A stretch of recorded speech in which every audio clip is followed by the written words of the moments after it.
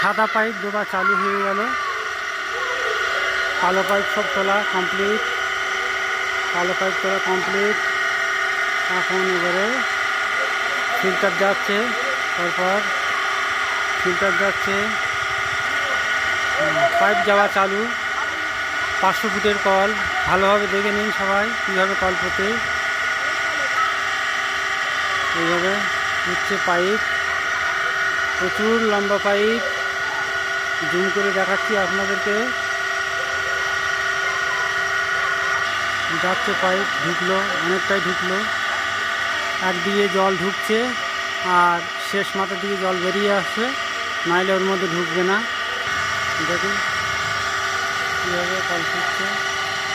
অনেকে কলপোতা দেখেছেন, কিন্তু বড় কলপোতা হয়তো দেখেননি, দেখে নিন।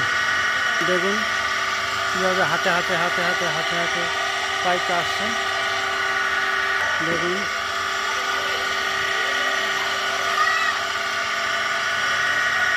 এতক্ষণ হলো সাধারণ পাইপের, এবারে একই কলের পাইপে সাবমার্সিবলের জন্য ব্যবস্থাপনা হবে। সাবমার্সিবলের কানেকশন লাগানো হচ্ছে। এই যে বড় 3 ইঞ্চি যে পাইপ দেখতে পাচ্ছেন, এই যে এটাই সাবমার্সিবল পাইপ।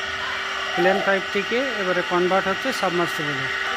সাবমার্সিবলের কানেকশান জুড়ছে। দেখুন কীভাবে সব বেঁধে নিল, জলটাকে ছোটো করে নিল অল্প জায়গার মধ্যে। সাবমার্সিবলের পাইপে জুড়ে দিচ্ছে রিং ফিতা দিয়ে, রিং ফিতা বলা হয়, রিং ফিতা দিয়ে এটাকে বেঁধে নিচ্ছে যাতে কোনো রকম যেন লিকেজ না হয়। এইখানে সাবমার্সিবল কানেকশানের জন্য 80 ফুট ব্যবহার করা হচ্ছে। 80 ফুট ব্যবহার করা হচ্ছে।